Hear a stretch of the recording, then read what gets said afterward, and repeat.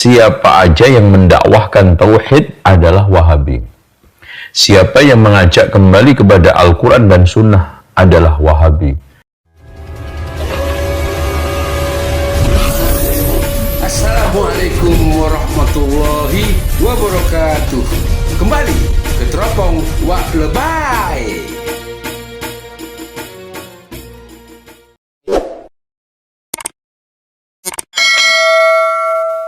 Bismillahirrahmanirrahim.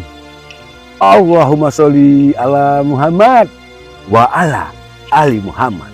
Alhamdulillahirabbil alamin.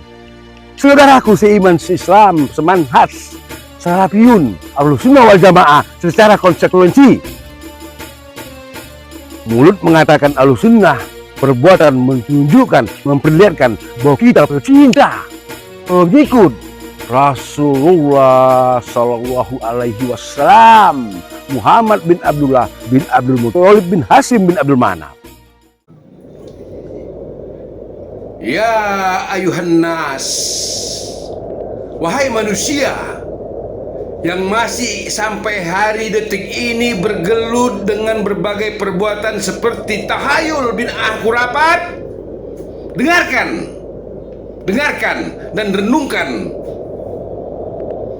Bagi yang tidak melakukan tahayul, bagi yang tidak melakukan bid'ah atau khurafat, jangan marah. Jangan marah. Karena ini kutujukan untuk para pelaku tahayul bid'ah khurafat, agar akal mereka itu bekerja.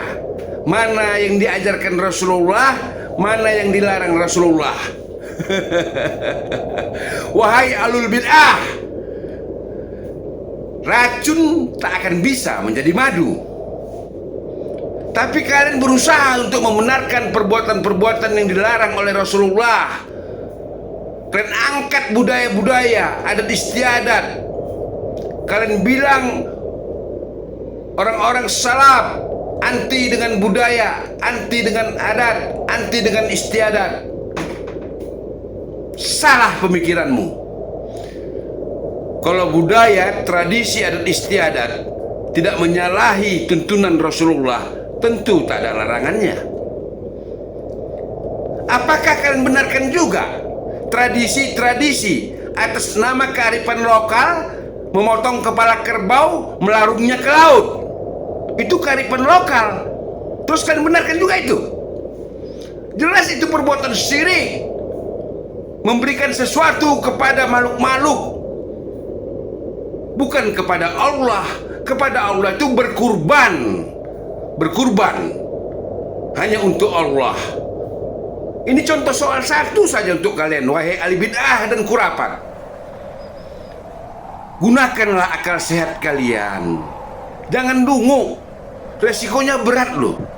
Resikonya berat kalau kalian mati nanti, kena siksa neraka kalian, kena siksa azab kubur kalian. Lebih celakanya lagi, mereka mudah menuduh dan menyerang tanpa ilmu pengetahuan. Siapa saja yang pakai celana cingkrang, siapa saja yang memelihara jenggot dan mencukur kumisnya, tidak ikut-ikut acara-acara ritual seperti acara Isra Mi'raj, acara Maulid Nabi, atau kumpul-kumpul di rumah orang kematian, maka dia dicap Wahabi. Mengerikan. Siapa saja mengamalkan ajaran-ajaran Rasulullah disebut Wahabi. Ini ulama poros Nabi Zainal Abidin menjelaskan, tapi penjelasannya disalahpahami oleh orang-orang yang tak suka dengan sunnah Rasulullah. Jelas Ustadz Zainal Abidin menjelaskan, substansinya dari penjelasannya adalah apabila ada manusia yang beragama melaksanakan risalah Islam berdasarkan kitabullah Al-Quran dan Sunnah, dituduh Wahabi. Mengerikan. Siapa saja. Jadi kalau ada 4 imam mazhab yang tak melakukan perbuatan-perbuatan tahayul bid'ah kurapat, bisa juga mereka dituduh Wahabi. Atau para sahabat-sahabat Rasulullah tidak melakukan acara-acara berkumpul-kumpul membaca Quran di rumah orang kematian, itu juga bisa mereka sebut Wahabi.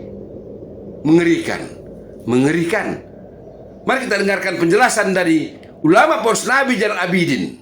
Berarti bisa enggak Ustaz, ana tarik kesimpulan atau tarik kesimpulan gitu Ustaz. Berarti empat imam mazhab itu, terus para ulama-ulama kita yang terdahulu, para sahabat sampai Rasulullah itu Wahabi. Ya, kalau sekarang siapa aja yang mendakwahkan tauhid adalah Wahabi. Siapa yang mengajak kembali kepada Al-Quran dan Sunnah adalah Wahabi.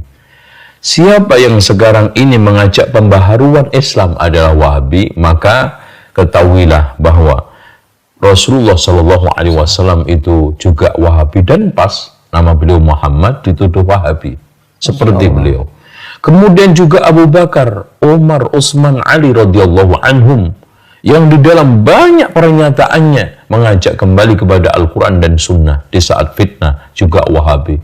Bagaimana Imam Asy-Syafi'i juga mengatakan in sahal hadisu fahuwa madhabi, juga Wahabi. Bahkan Umar bin Abdul Aziz khalifah yang memperbarui saat itu dikembalikan umatnya kepada Al-Quran dan Sunnah, ajaran tauhid dimurnikan juga Wahabi.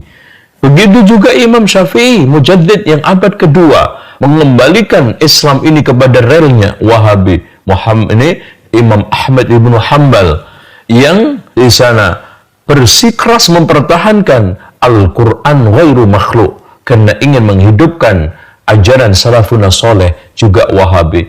Bahkan Abul Hasan Al-Asy'ari yang di dalam kitab Al-Ibanah, akidah saya adalah akidah dari Alkitab wa Sunnah yang diyakini oleh ulama fulan-fulan, akhirnya menyebutkan Imam Al-Bukhari, menyebutkan Imam Syafi'i dan yang lainnya Wahabi. Kalau seperti ini, semua siapa saja yang mengajak kepada pemurnian tauhid, kembali kepada Al-Quran dan Sunnah, dan plus yang tidak kalah pentingnya melakukan pembaharuan untuk menyingkirkan berbagai macam kerak-kerak yang mengotori Islam dari mulai bid'ah, khurafat, tahayul, ini juga Wahabi. Bagi manusia-manusia yang diberi rahmat oleh Allah, diberi kecerdasan akal oleh Allah, dengan mudah bisa menerjemahkan, memahami keterangan dari ulama Poros Nabi Ustadz Zainal Abidin. Ya, siapa saja yang menegakkan tauhid, menghancurkan syirik, menyampaikan Quran dan Sunnah, disebut Wahabi. Itulah maksud Ustadz Zainal Abidin. Bukan mengatakan Rasulullah, para sahabat, 4 imam mazhab itu Wahabi. Bukan. Mari kita dengarkan. Orang ini salah memahami karena antenanya pendek.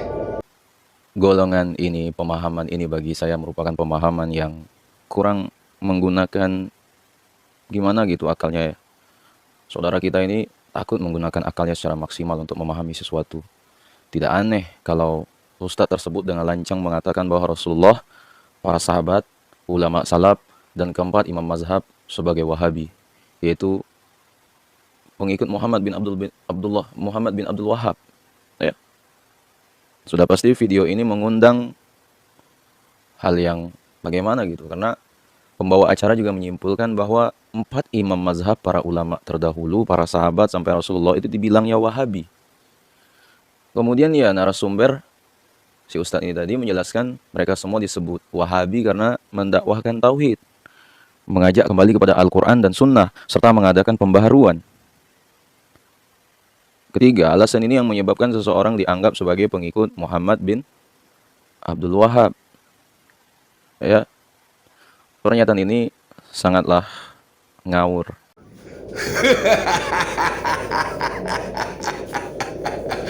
Aku tak perlu lagi nonton komedi-komedi, badut-badut mimbar. Dengar-dengar cerita-cerita orang-orang seperti ini pun bisa buat aku lucu. Yang ngawur itu kau. karena antenamu pendek, pola pikirmu sempit. Ya sangat mustahil lah ulama poros Nabi Zainal Abidin mengatakan Rasulullah Shallallahu Alaihi Wasallam, Muhammad bin Abdullah bin Abdul Muthalib bin Hasim bin Abdul Manaf beserta para sahabatnya, juga begitu juga para imam mazhab, Imam Malik, Hanafi, Hambali dan Imam Asy-Syafi'i ngikuti Muhammad Syekh Muhammad bin Abdul Wahab. Porak-poranda kerangka berpikir kau itu. Jarak masa hidup Rasulullah dan sahabat dengan Syekh Muhammad bin Abdul Wahab yang disebut Wahabi jaraknya beratus-ratus tahun. Yang luan lahir, yang dahulu lahir ke kolong langit dunia ini adalah Rasulullah Shallallahu Alaihi Wasallam dan para sahabat. Syekh Muhammad bin Abdul Wahab itu lahirnya belakangan. Justru Syekh Muhammad bin Abdul Wahab mendakwahkan risalah sunnah-sunnah Rasulullah. Syekh Muhammad bin Abdul Wahab mengikuti Rasulullah dan para sahabat. Cara bagaimana sahabat-sahabat Rasulullah berislam, itu yang diikuti Syekh Muhammad bin Abdul Wahab. Dan kau bolak-balik gitu loh. Yang ngawur itu kau. Kalau kau di depan murid-murid kau bicara seperti ini, atau di komunitasmu, komunitas antena pendek, mereka akan percaya dengan kata-kata kau itu. Tapi ketika kau berhadapan dengan pengikut-pengikut salaf, remuk, hancur argumen-argumen kau. Yang benar datangnya dari Allah Azza wa Jalla, yang salah datangnya dari pribadi hamba yang lemah dan hina.